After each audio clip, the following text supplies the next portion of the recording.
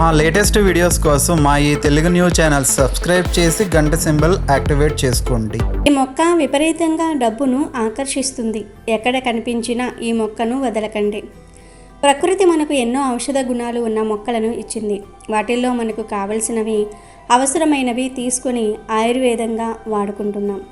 దీనివల్ల మన జబ్బులను నయం చేసుకుంటూ ఉన్నాం. అలాగే కొన్ని మొక్కలు మన సంపదను పెంచడంలో కూడా ఎంతో సహాయపడతాయి. ఎందుకంటే కొన్ని మొక్కలు ఆరోగ్యపరంగానే కాదు, పరిహారాల పరంగా ఎంతో ప్రాముఖ్యతను కలిగి ఉంటాయి. అటువంటి మొక్కలలో ఒకటే కసివింద మొక్క. ఈ కసివింద మొక్క ఎంతో గొప్పది. దీని గురించి తెలిస్తే ఎవరైనా ఆశ్చర్యపోతారు. ఈ కసివింద మొక్కతో మన జీవితాన్ని అద్భుతంగా మార్చుకోవచ్చు. ఈ కసివింద మొక్క ఎంతటి పేదవారిని అయినా సరే కోటీశ్వరులుగా మార్చేస్తుంది. విపరీతంగా ధనాన్ని ఆకర్షిస్తుంది. మరి ఇంతకీ ఈ కసివింద మొక్కతో ఏం చేస్తే విపరీత ధనలాభం కలుగుతుంది అనే విషయాన్ని ఈరోజు ఈ వీడియోలో వివరంగా తెలుసుకుందాం. ఫ్రెండ్స్, ఫస్ట్ అయితే కామెంట్ బాక్సులో ఓం నమో భగవతే ధన్వంతరాయ నమః అని కామెంట్ చేయండి. ఎందుకంటే దేవతల వైద్యుడైన ధన్వంతరి ఈ భూమి మీద ఉన్న ఔషధ మొక్కలకు అధిపతి కనుక ఓం నమో భగవతే ధన్వంతరాయ నమః అని కామెంట్ చేయండి. అలాగే ఈ వీడియోకి ఒక లైక్ కొట్టి మా ఛానల్ని సబ్స్క్రైబ్ చేసుకొని మాకు సపోర్ట్ చేయండి. కసివింద మొక్కను సాధారణంగా తెలుగులో కసివింద చెట్టు లేదా చెన్నంగి చెట్టు అని పిలుస్తారు. ఇంగ్లీష్లో దీనిని నీగ్రో కాఫీ లేదా కాఫీ సెన్నా అని అంటారు. ఎందుకంటే దీని విత్తనాలను పూర్వం కాఫీ గింజల వలె వేయించి పొడి చేసి కాఫీలాగా తాగేవారు.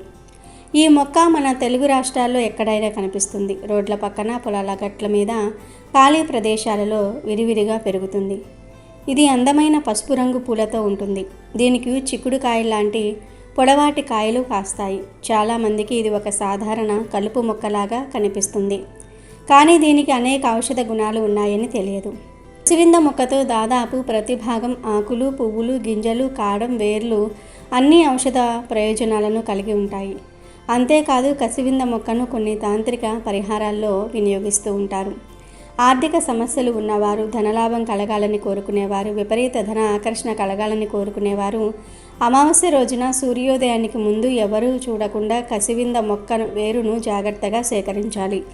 ఇలా సేకరించిన వేరును గంగాజలం లేదా స్వచ్ఛమైన నీటితో శుభ్రం చేయాలి. శుద్ధి చేసిన వేరును మీ ఇంటి పూజా మందిరంలో ఉంచి ధూపము, దీపము చూపించి మీ ఇష్ట దైవాన్ని ప్రార్థించాలి. తర్వాత ఈ వేరును ఎప్పుడూ మీతో ఉండేలాగా, అంటే పర్సులో కానీ హ్యాండ్ బ్యాగ్లో కానీ పెట్టుకోండి, లేదా తావీదులో పెట్టుకుని మెడలో తాయెత్తులాగా ధరించండి. ఇలా చేస్తే విపరీతంగా ధనలాభం కలుగుతుంది. ధన సమస్యలు తొలగిపోతాయి. డబ్బు మీ వైపు అట్రాక్ట్ అవుతుంది. మీ సంపాదన కూడా పెరుగుతుంది. మీరు అపర కుబేరులుగా మారిపోతారు, కోటీశ్వరులుగా మారిపోతారు.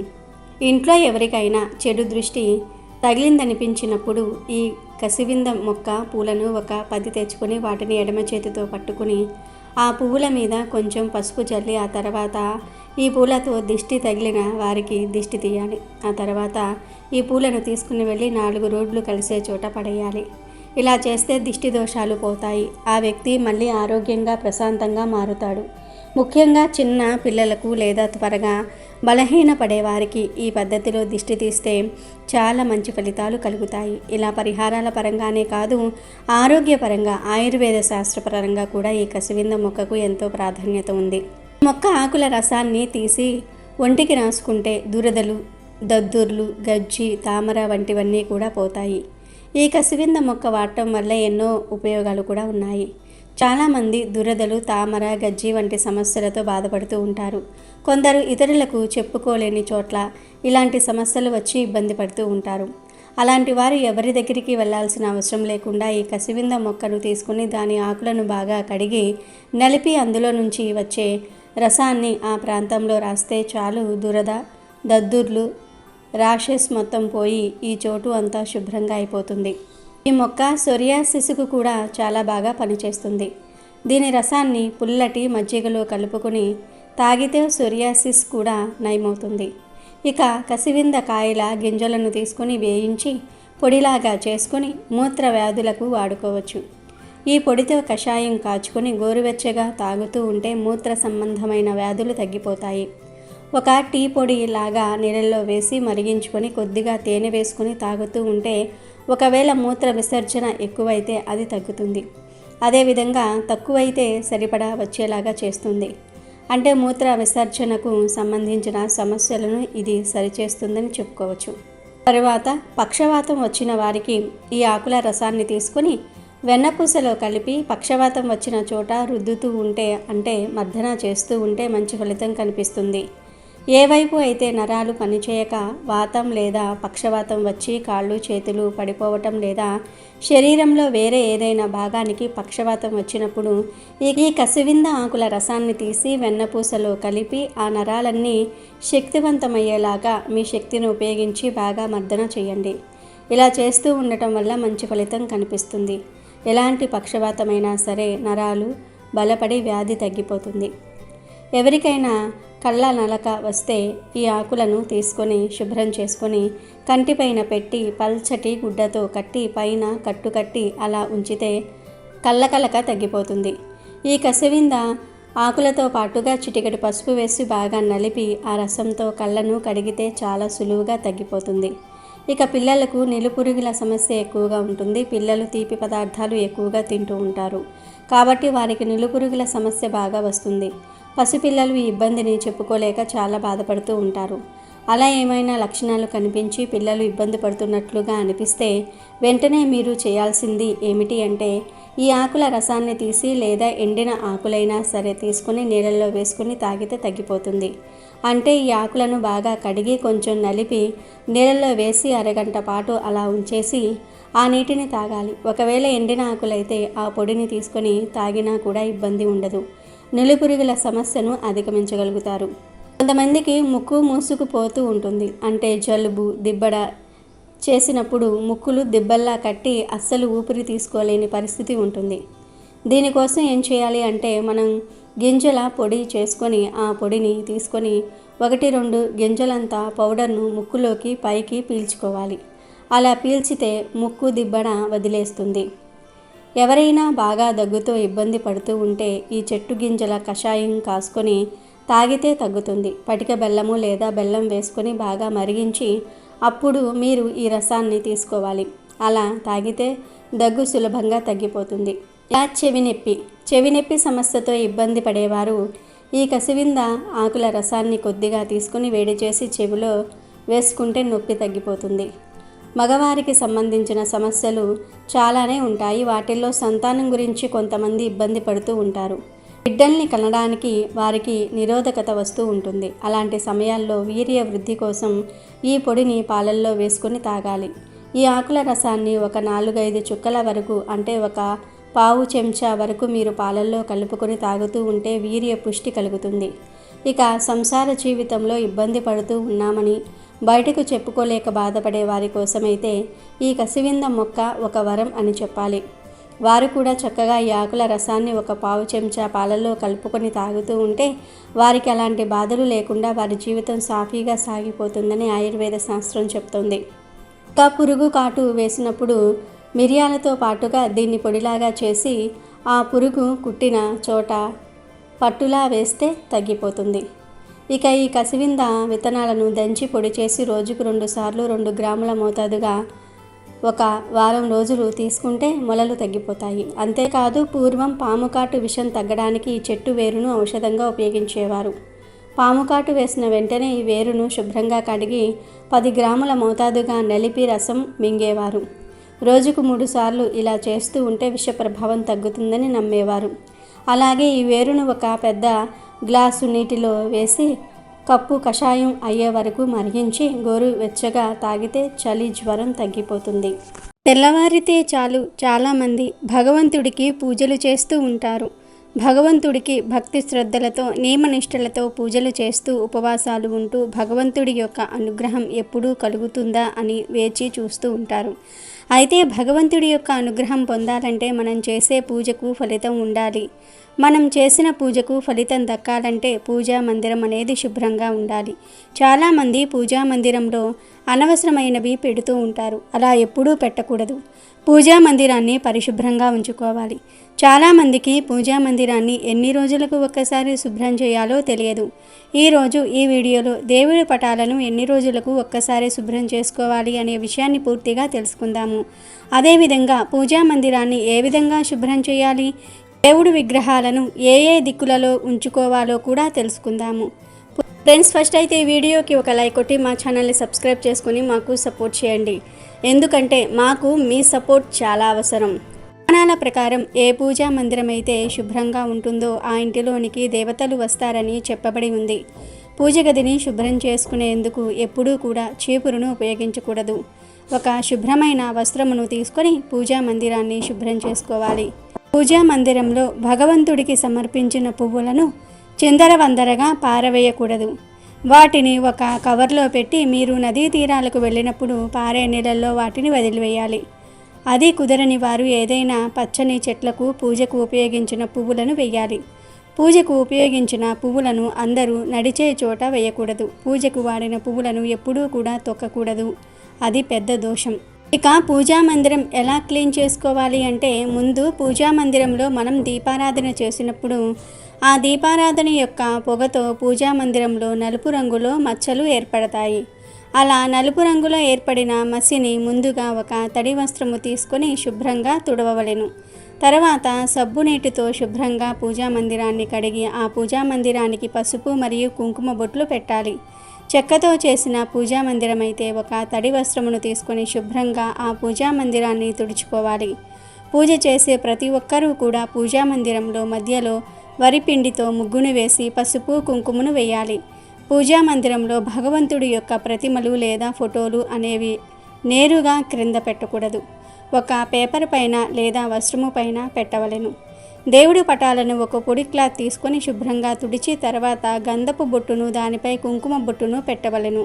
దేవుడికి ఉపయోగించే దీపారాధన ప్రమిదలను ప్రతిరోజు శుభ్రం చేసుకోవాలి.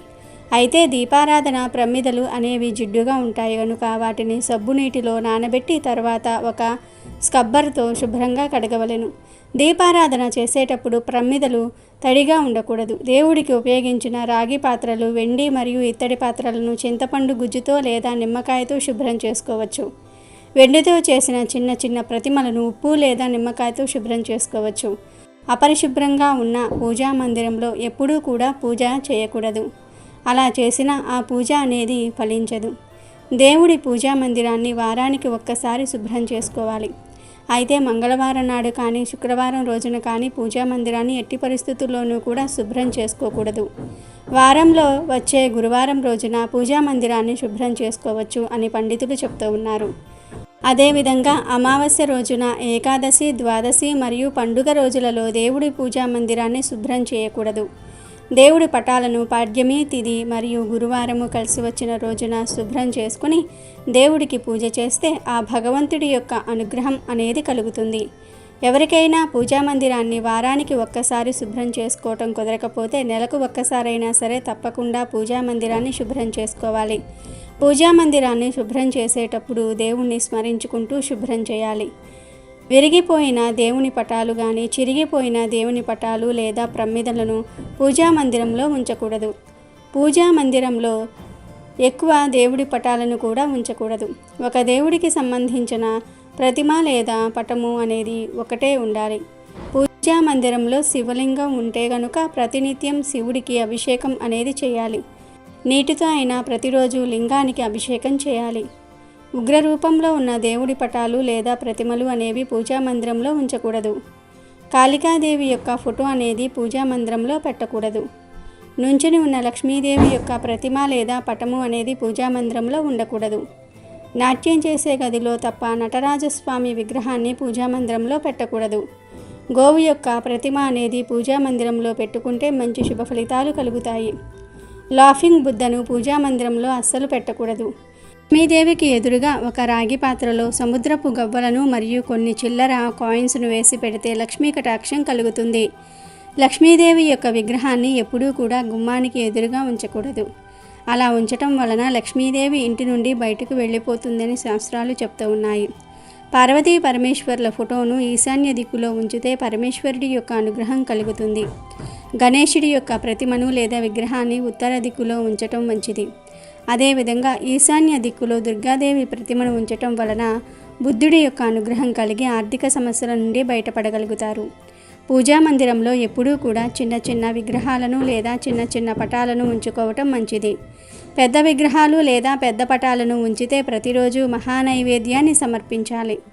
ఆంజనేయ స్వామి విగ్రహాన్ని ఆగ్నేయ దిశలో పెట్టుకోవటం వలన దుష్టశక్తుల బారి నుండి బయటపడవచ్చు. సాయిబాబా విగ్రహాన్ని వాయువ్య దిశలో పెట్టడం వలన మనశ్శాంతి కలుగుతుంది. నిల్చుని ఉన్న లక్ష్మీదేవి ఫోటోలు పూజా మందిరంలో ఉండకూడదు. లక్ష్మీదేవి నిల్చున్న ఫోటో ఇంటిలో ఉంటే ఆ ఇంటిలో స్థిర నివాసం ఉండదని అర్థం. ఇంటిలో పూజా మందిరాన్ని దక్షిణం వైపు ఎట్టి పరిస్థితుల్లోనూ కూడా నిర్మించకూడదు. అలా నిర్మించటం అంత శ్రేయస్కరం కాదు. శివుడు వీరభద్రుడి అవతారంలో ఉంటే ఆయన ఆగ్రహాన్ని ఎవరూ ఆపలేరు. అందుకని శాంతంగా ఉన్న శివపార్వతుల విగ్రహాలను మాత్రమే లేదా ఫోటోలను మాత్రమే ఇంటిలో ఉంచుకోవాలి. పూజ గదిలో బొమ్మల కోసం బిచ్చగాడిగా మారిన ఈ శివుడి కథను విన్నా చదివినా ఎవరికైనా వినిపించినా మీ జాతకం మారిపోతుంది. పేదరికం అనేది మీ దరి చేరదు. ఆ భగవంతుడు దిగివచ్చి మీ ఇంటిని కాపాడుతాడు. ఆ శివుడే వచ్చి మిమ్మల్ని కాపాడుతాడు. మీ దశ తిరిగిపోతుంది. చాలామంది తమ ఇళ్లల్లో పూజ గదిలో తాత ముత్తాతల కాలం నుండి వచ్చే విగ్రహాలను మార్చేస్తూ ఉంటారు. మరి అలా మార్చవచ్చా? పాత విగ్రహాలను ఫోటోలను ఏం చెయ్యాలి అనే విషయం కూడా ఈ కథ ద్వారా తెలుస్తుంది. అదో చిన్న పల్లెటూరు. పట్టుమని 10 బ్రాహ్మణ ఇళ్ళు కూడా లేవు. ఉన్న వాళ్ళందరికీ వాళ్ళ పెద్దలు ఇచ్చిన ఆస్తులు ఉండటంతో వాటిని వదలలేక అక్కడే స్థిరపడిపోయారు. శాస్త్రి గారు ఆ ఊరి పండితులు, పరమ నిష్ఠాగరిష్ఠుడు. వాళ్ళ తాత ముత్తాతల నుంచి వస్తున్న శివ పంచాయతనం ఉండేది. శాస్త్రి గారు రోజు నమక చమకములతో శివుడికి అభిషేకం చేసి శ్రద్ధగా పూజ చేస్తూ ఉండేవారు. ఆయన భార్య పేరు శ్రద్ధాదేవి. శ్రద్ధాదేవికి వంటలు చేయటం బాగా వచ్చు. ఆమె వండిన పదార్థం తిననివాడు ఆ ఊరిలోనే ఉండడు అనటంలో అతిశయోక్తి లేదు. వారికి అష్టైశ్వర్యాలు ఉన్నాయి. తాతలు తండ్రులు సంపాదించిన ఆస్తులు చూసుకుంటూ అక్కడి ప్రజలలో తలలో నాలుక అయిపోయాడు శాస్త్రి గారు. ఒకసారి పూజ గదిలో సామాను సిద్ధం చేస్తుంది శ్రద్ధాదేవి. అప్పుడు శాస్త్రి గారు పక్కన కూర్చుని కబుర్లు చెప్తూ ఉన్నాడు. పూజా మందిరంలోని వస్తువులు బొమ్మలు అన్నీ కూడా పాతబడిపోయాయి. వాటిని ఎంత శుభ్రం చేసినా మెరుపు రావటం లేదు. ఈసారి తీర్థంలో అన్ని కొత్త బొమ్మలు సామాన్లు కొనుక్కొద్దాము శ్రద్ధ అని శాస్త్రి గారు భార్యతో అన్నారు. సరిగ్గా అదే సమయానికి ఆ ఇంటికి ఒక అనుకోని అతిథి వచ్చాడు. ఆయన రూపురేఖలు ఒళ్ళు గగురు పొడ్చేలాగా ఉన్నాయి. తొలుత ఆయనను చూసి భయపడిపోయింది శ్రద్ధాదేవి. ఎందుకంటే అతను ఒక బిచ్చగాడిలా భయంకరంగా ఉన్నాడు. అంతలో ఆ వచ్చిన అతిథి, అమ్మ నాకు కొంచెం అన్నం పెడతావా, ఆకలి అవుతోంది అని గట్టిగా అడిగాడు. అలాగే స్వామి, ఇదిగో సిద్ధం చేస్తూ ఉన్నాను. గారెలు సిద్ధం చేస్తున్నాను. కొంచెం సేపు విశ్రాంతి తీసుకోండి స్వామి అని సమాధానపరిచింది ఆ ఇల్లాలు. ఇంతలో శాస్త్రి గారు చదువుకుంటున్న భాగవతం పక్కన పెట్టి ఆ అతిథిని ఇంటి లోపలికి రమ్మన్నాడు. అప్పుడు ఆ అతిథి, నేను లోపలికి రాలేను, ఇక్కడే ఈ అరుగు మీద కూర్చుంటాను, ఇక్కడే నాకు భోజనం పెట్టండి అన్నాడు. దానికి సరేనన్నాడు శాస్త్రి గారు. శ్రద్ధాదేవి వంట చేస్తోంది. ఆమె వీలైనంత తొందరగా వంట చేసి అతిథికి భోజనం పెట్టాలనే ఉద్దేశంతో కంగారు పడుతోంది. పిండి వంటలు మొదలుపెట్టింది. గారెలు వేసి పూర్తి కాగానే వచ్చిన అతిథిని భోజనానికి సిద్ధం కమ్మంది. బయట అరుగు మీదే నేలంతా శుభ్రం చేసి పెద్ద అరటి ఆకు వేసి వండిన పదార్థాలన్నీ అందులో వడ్డించింది. భోజనం మొదలుపెట్టాడు అతిథి. ఒక్కొక్క పదార్థం దగ్గర ఉండి అపర అన్నపూర్ణాదేవిలా వడ్డిస్తోంది శ్రద్ధాదేవి. మీరు అక్కడ కూర్చోండమ్మా, శాస్త్రి గారు వడ్డిస్తారులే అని అతిథి ఎంత చెప్పినా వినకుండా ఆమె వడ్డిస్తోంది. వడ్డించిన పదార్థాలన్నీ సుష్టిగా తిని విశ్రాంతి తీసుకోకుండానే బయలుదేరడానికి సిద్ధమయ్యాడు అతిథి. ఆయన ప్రవర్తనకు ఆశ్చర్యపోయారు శాస్త్రి గారు.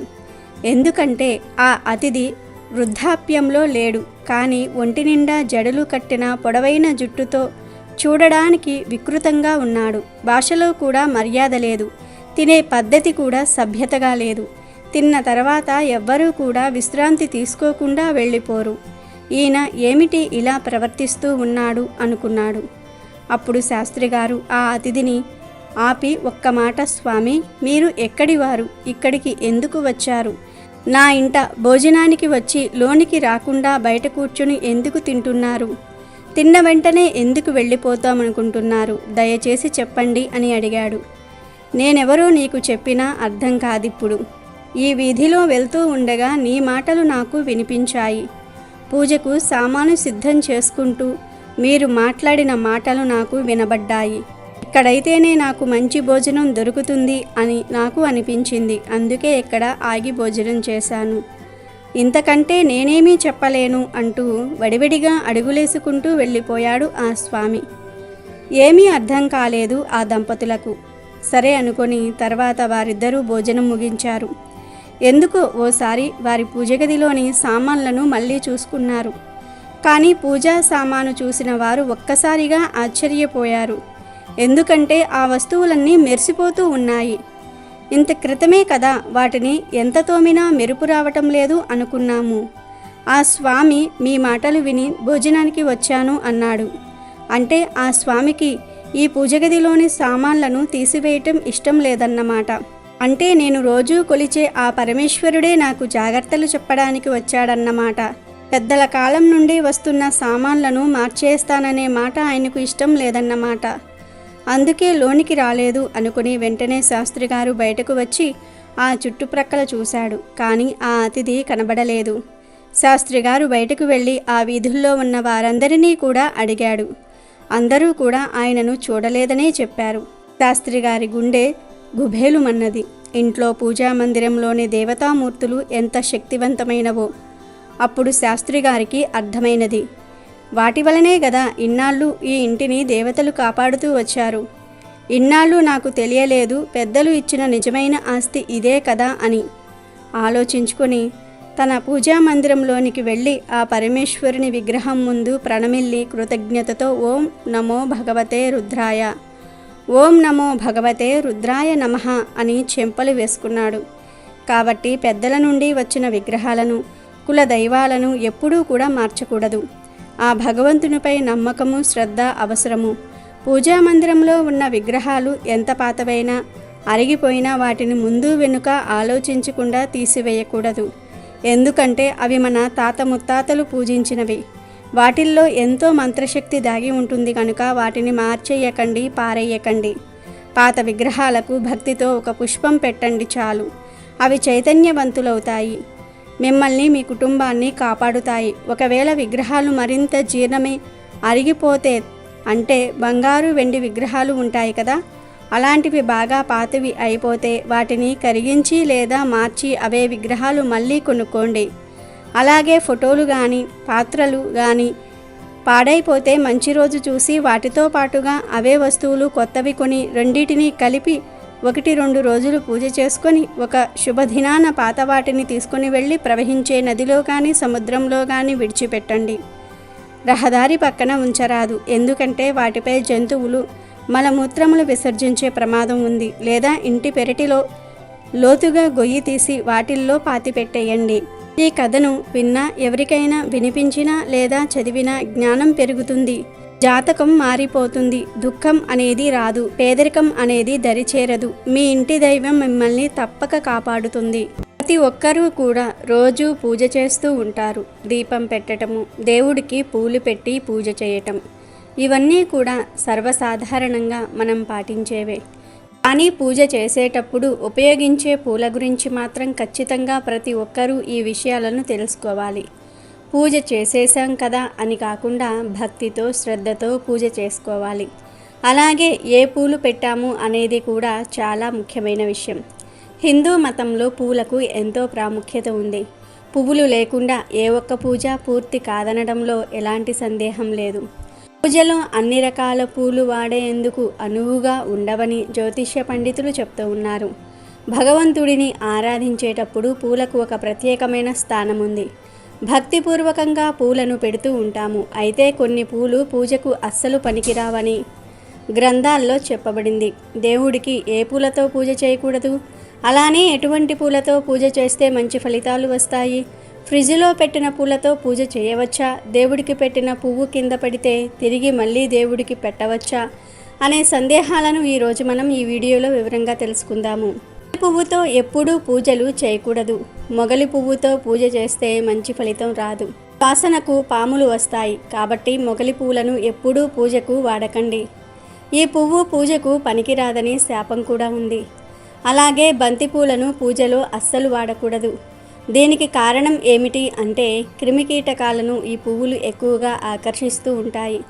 అందుకే దేవుని దగ్గరకు పురుగులు వస్తాయి అన్న కారణంతో బంతి పువ్వులు పూజకు ఉపయోగించరు.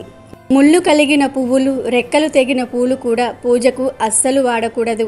పారిజాత పూలు తప్ప ఇతర ఏ పువ్వులు అయినా నేల మీద పడినచో అవి దేవుని పూజలో వాడకూడదు. పూజ సమయంలో దేవుడికి పూలు సమర్పించే ముందు వాటిపై నీళ్లు చల్లి కడుక్కోకూడదు. శ్రీ మహావిష్ణువుకు ఉమ్మెత్త పువ్వులను ఎట్టి పరిస్థితుల్లోనూ కూడా సమర్పించకూడదని శాస్త్రాలు చెప్తూ ఉన్నాయి. చేపట్టిన పనులలో తరచూ ఆటంకాలు ఎదురవుతూ ఉంటే ఆదివారం రోజున సూర్య భగవానుణ్ణి ఎర్ర మందార పూలతో పూజించటం వల్ల ఆటంకాలు తొలగిపోయి మీ పనులలో విజయం సాధిస్తారు. దేవతలకు మొగ్గలు సమర్పిస్తే చంపా పువ్వులు, తామర పువ్వులు తప్ప మరే ఇతర పూల మొగ్గలు సమర్పించకూడదు. పూర్తిగా వికసించిన పువ్వులను మాత్రమే దేవుడికి సమర్పించాలి. ఐశ్వర్యానికి ఆదిదేవత అయిన లక్ష్మీదేవికి ఇష్టమైనవి కమలం పూలు. లక్ష్మీదేవిని కమలాలతో పూజిస్తే మీకు అష్టైశ్వర్యాలు చేకూరుతాయి. శివ పూజలో శివుడికి భక్తులు తెల్ల పువ్వులు, బిల్వపత్రము, శంకుపూలతో పూజ చేస్తే మంచి ఫలితం ఉంటుంది. శివుడికి బిల్వపత్రాన్ని సమర్పించాలనుకున్నప్పుడు మీ వద్ద బిల్వ ఆకులు లేకపోతే మీరు ఒకసారి ఉపయోగించిన బిల్వ ఆకులను మళ్ళీ ఉపయోగించుకోవచ్చు. కానీ ఈ ఆకును 3 రోజులు మాత్రమే తిరిగి ఉపయోగించవచ్చునని గుర్తుపెట్టుకోండి. 108 మందార పూలతో అమ్మవారిని పూజిస్తే ఎలాంటి కోరికైనా వెంటనే తీరుతుంది. ఎర్ర మందారము, తెల్ల జిల్లేడు, ఉమ్మెత్త గన్నేరు పూలతో వినాయకుడిని పూజిస్తే మీ కోరికలు చాలా తొందరగా తీరుతాయి. ఈ పూలు విఘ్నేశ్వరుడికి చాలా ఇష్టం. ఈ పువ్వులు పాజిటివిటీని పెంచుతాయి. వినాయకుడికి ఈ పూలతో పూజ చేస్తే మీ కష్టాలు తీరుతాయి. తులసి తప్ప మిగిలిన పూలు అన్నీ వినాయకుడికి సమర్పించవచ్చు. హనుమంతుడికి మల్లెపూలు అంటే చాలా ఇష్టం కాబట్టి ఆంజనేయ స్వామి పూజ సమయంలో మల్లెపూల నూనెను సమర్పిస్తారు. ప్రతి శనివారం హనుమంతునికి మల్లెపూలు సమర్పించి మీ కోరిక చెప్పుకుంటే ఖచ్చితంగా నెరవేరుతుంది. ఎర్ర మందార పూలను ఇంటి ఆవరణలో ఉంచటం వల్ల వాస్తు దోషాలు ఏమైనా ఉంటే తొలగిపోతాయని వాస్తు పండితులు చెప్తూ ఉన్నారు. నేలపై పడిన పువ్వులను పూజకు వాడరాదు. ఎడమ చేతి నుండి తీయబడిన పువ్వులను కూడా పూజకు వాడరాదు. మరొకరి కోపానికి గురిచేసి తెచ్చిన పువ్వులు భగవంతుని పూజలో ఫలించవు. సువాసన లేని పువ్వులు, దుర్వాసన వెదజల్లుతున్న పువ్వులు, అపవిత్రమైన ప్రదేశంలో పెరిగిన పువ్వులను కూడా పూజకు వాడకూడదు. దొంగతనంగా కోసి తెచ్చిన పూలతో పూజ చేసినా ఎలాంటి ఫలితం రాదు. ఇంట్లో మొక్క నుండి పువ్వులు కోసుకున్నప్పుడు దానికి కృతజ్ఞతలు చెప్పాలి. పూజకు పువ్వులను ఎంచుకునేటప్పుడే మన పూజ ఫలబద్ధకం కావాలని ప్రార్థించాలి. సూర్యదేవునికి పూజ చేసేటప్పుడు బిల్వ పత్రాలు లేదా బిల్వ ఆకులను అస్సలు సమర్పించకూడదు. సూర్య భగవానుడికి తెల్ల జిల్లేడు పుష్పాలతో పూజిస్తే ఆరోగ్యాన్ని ప్రసాదిస్తాడని భక్తుల విశ్వాసం. పూజ చేసే క్రమంలో చాలామందికి ఎన్నో రకాల సందేహాలు అనేవి వస్తూ ఉంటాయి. చాలామంది పూజ కోసం పువ్వులను తీసుకుని వచ్చి వాటిని ఫ్రిడ్జ్లో పెడుతూ ఉంటారు. వాటిని మరుసటి రోజు పూజకు ఉపయోగిస్తూ ఉంటారు. మరి దేవుడి పూజ కోసం తెచ్చిన పువ్వులను ఫ్రిడ్జ్లో పెట్టవచ్చా, పెట్టకూడదా, పెడితే ఎటువంటి ఫలితాలు కలుగుతాయి అనే విషయాన్ని ఈరోజు మనం ఈ వీడియోలో తెలుసుకుందాము. గడిచిన కాలంలో ప్రతి ఒక్కరూ ఆహారాన్ని ఒక క్రమ పద్ధతిలో సమయానికి చేసుకుని తినేవారు. కానీ ఇప్పుడు పరిస్థితి అందుకు భిన్నంగా ఉంటుంది. ఆధునిక టెక్నాలజీ అందుబాటులోనికి వచ్చింది. ఉద్యోగాలు చేస్తున్న వారికి సమయానికి చేసుకునే తీరిక చేసుకోవడానికి సమయము సరిపోవటం లేదు. అందుకే కొన్ని రకాల ఆహార పదార్థాలను ఎక్కువగా చేసుకుని ఎక్కువ రోజులు వచ్చేటట్లుగా ఫ్రిడ్జ్లలో పెట్టుకుంటూ ఉన్నారు. ఉదయం, మధ్యాహ్నము, రాత్రి మిగిలిన ఆహార పదార్థాలను ఫ్రిడ్జ్లో పెట్టుకుని మరుసటి రోజు తింటూ ఉన్నారు. వేసవి కాలంలో అయితే ఎక్కువగా ఫ్రిడ్జ్లలోనే అన్ని ఆహార పదార్థాలు కనిపిస్తూ ఉంటాయి. బయట వేడిగా ఉండటం వల్ల ఆహారము త్వరగా చెడిపోతుంది అనే ఉద్దేశంతో ఫ్రిడ్జ్లో పెట్టడం నేర్చుకున్నారు. వాటితో పాటు పువ్వులను కూడా ఫ్రిడ్జ్లో పెడుతూ ఉన్నారు. వాటినే దేవుడి పూజకు ఉపయోగిస్తూ ఉన్నారు. సాధారణంగా మనం పూజ చేసేటప్పుడు దేవుని పుష్పాలతో అలంకరించి పూజిస్తూ ఉంటాము. ఫలానా పువ్వులు అని లేకుండా మనకు అందుబాటులో ఉన్న పుష్పాలతో స్వామివారికి అలంకరించి పూజ చేయటం ఆనవాయితీగా వస్తోంది. అయితే పూజ చేసే సమయంలో పువ్వులను ఎందుకు అలంకరిస్తారో బహుశా చాలామందికి తెలియకపోవచ్చు. సాధారణంగా మనం పూజ చేసేటప్పుడు స్వచ్ఛమైన మనస్సుతో భక్తి శ్రద్ధలతో స్వామివారిని తలుచుకుని ఎవరైతే పుష్పాలను లాలను స్వామివారికి నైవేద్యంగా సమర్పిస్తారో అలాంటి వారు భక్తితో పెట్టిన నైవేద్యాన్ని తృప్తిగా ఆరగిస్తానని సాక్షాత్తు ఆ శ్రీకృష్ణ భగవానుడు భగవద్గీతలో తెలియజేశారు. ఎవరైతే భక్తితో స్వచ్ఛమైన మనసుతో స్వామివారిని వేడుకుంటారో వారి వెన్నంటే ఉండి కాపాడుతానని నమ్ముతూ ఉంటారు. అందువల్ల మనం పూజలో పుష్పాలను ఉపయోగిస్తాము. మనం ఫ్రిడ్జ్లో అనేక రకాల వస్తువులు అనేవి పెడుతూ ఉంటాము. మనిషికి ఆహారం ఎంత అవసరమో భగవంతుణ్ణి పూజించటం కూడా అంతే అవసరం. ఎవరి ఆచారాన్ని బట్టి వాళ్ళు పూజలను చేసుకుంటూ ఉంటారు. కొంతమంది పూజకు ఉపయోగించే పువ్వులను ఫ్రిడ్జ్లో పెడుతూ ఉంటారు. ఫ్రీజర్ అనేక రకాల వస్తువులతో పాటు పువ్వులను పెడుతూ ఉండటం, పువ్వులు పెట్టిన చోట మాంసాహారాన్ని కూడా పెడుతూ ఉంటాము. అలా పెట్టిన దానిని తీసుకొని ఆ పువ్వులను పూజకు ఉపయోగిస్తూ ఉంటాము. మీకు ఏది తప్పు అని అనిపిస్తే ఆ పనిని చేయకూడదు. అంటే ఫ్రిడ్జ్లో రకరకాల వస్తువులతో పాటు పువ్వులను కూడా పెట్టడం అనేది మీకు ఇష్టం అనిపిస్తే చేయవచ్చు, లేకపోతే లేదు. ఎవరి ఆచారాన్ని బట్టి వాళ్ళు చేయవచ్చు. కానీ దేవుడికి ఉపయోగించే పువ్వులను ఫ్రెష్గా చెట్టు నుండి కోసి వాటిని పూజకు ఉపయోగించుకోవాలని శాస్త్రాలు చెప్తూ ఉన్నాయి. కొంతమందికి ఫ్రెష్ పువ్వులు దొరకవు. అటువంటి వారు ముందు రోజే పువ్వులను కొని తెచ్చుకొని ఫ్రిడ్జ్లో పెట్టుకుంటూ ఉంటారు. వాటిని మరుసటి రోజు పూజకు ఉపయోగిస్తూ ఉంటారు. ఇలా చేయటం తప్పు కాదని శాస్త్రాలు చెప్తూ ఉన్నాయి. ఎందుకంటే ప్రకృతిలో ఉన్న ప్రతి వాటిని దేవుడే సృష్టించాడు. అటువంటి పువ్వులను ఫ్రిడ్జ్లో పెట్టుకోవచ్చు. కాకపోతే నాన్ వెజ్ను పెట్టిన చోట పూజ కోసం తెచ్చిన పువ్వులను పెట్టవచ్చా అనే అనుమానం మీకు కలుగుతుంది. ముందుగా చెప్పినట్లుగా ప్రకృతిలో ప్రతి దానిని దేవుడే సృష్టించాడు కాబట్టి పూజ చేసుకోవడం కోసం తెచ్చిన పువ్వులను ఫ్రిడ్జ్లో పెట్టుకోవచ్చు. కానీ పూజకు ఉపయోగించేటప్పుడు వాటిని అంటే పూజ కోసం తెచ్చిన పువ్వులను లేదా పువ్వుల మీద కొన్ని పసుపు నీళ్లను చల్లి ఆ తర్వాత పూజకు ఉపయోగించుకోవచ్చు. ఇలా చేయటం వలన మీకు మంచి శుభ ఫలితాలు కలుగుతాయి. కాబట్టి పూజ కోసం తెచ్చిన పువ్వులను ఫ్రిడ్జ్లో పెట్టడం వలన మీకు ఎటువంటి ఇబ్బందులు అనేవి కలుగవని పండితులు చెప్తూ ఉన్నారు. అమృత తుల్యమైనవి ప్రకృతిలో వికసించే పువ్వులు. ఈ పూజ చేసేటప్పుడు పువ్వులు కింద పెడితే మళ్ళీ వాటిని దేవుడికి పెట్టవచ్చా పెట్టకూడదా అనే సందేహం చాలామందికి ఉంటుంది. మానవ జీవితంలో భగవంతుడు ప్రసాదించినటువంటి అమృత తుల్యమైనవి ప్రకృతిలో వికసించే పువ్వులు. పూలను కోసుకువచ్చి లేదా కొనుక్కువచ్చి పరమేశ్వరుడికి లేదా దేవుడి పటాలకు పెట్టేటప్పుడు నిశ్చలమైన మనసుతో స్వామిని తలుచుకుని పెట్టాలి. స్వామిని ఆరాధన చేస్తూ కృతజ్ఞతాపూర్వకంగా ఈ జన్మ ఇచ్చినందుకు స్వామిని శరణు వేడుతూ నమస్కారం చేసుకుంటూ పూజలే స్వామికి అలంకరణలో భాగంగా పుష్పాలను ఉంచుతాం. పుష్పాలతో పూజ చేసినప్పుడు మనసుకు చాలా ఆనందంగా అనిపిస్తూ ఉంటుంది. స్వామిని పూలతో అలంకరించి స్వామివారి వైపు తదేకంగా చూస్తే స్వామివారు ఆనందంగా మనతో మాట్లాడినట్లు కూడా అనిపిస్తూ ఉంటుంది. అది భక్తి భావన స్ఫూర్తిలో దాగి ఉన్న పరమార్థం. అలా చూస్తూ ఉండగానే పటానికి అలంకరించిన పువ్వు కింద పడిందనుకోండి, ఆ స్వామి నీ కోరిక సిద్ధించినట్టే నాయనా అని చెప్పారని అర్థం. అలాగే దేవాలయానికి వెళ్ళి స్వామి దగ్గరకు వెళ్ళి నమస్కారం చేయగానే అప్పటి వరకు స్వామివారి దగ్గర ఉన్న ఒక్క పుష్పం పైనుండి రాలిందనుకోండి, అంతకన్నా అదృష్టం ఉండదు. ఇలా దేవాలయంలో స్వామివారి దగ్గర పువ్వు మీరు వెళ్ళగానే రాలి పడితే మీ కోరిక త్వరలోనే తీరుతుందని సంకేతం. ఇంటిలో పూజ చేసేటప్పుడు కాడతో ఉన్న పుష్పాన్ని తీసుకువచ్చి చక్కగా ఆ కాడ కిందకు వచ్చేటట్టు పుష్పం పైకి ఉండేలాగా ఫోటో పైన పెట్టాలి. అలా పెట్టినప్పుడు కొన్నిసార్లు ఫోటో వెనుక ఉండే బల్లులు పూలను పైకి తోసేస్తాయి.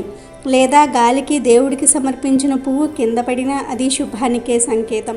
ఏ కారణం చేత అయినా దేవుడికి పెట్టిన పువ్వు రాలిపడితే అది త్రికరణ శుద్ధికి భక్తి భావన స్ఫూర్తికి నిదర్శనంగా భావించాలి.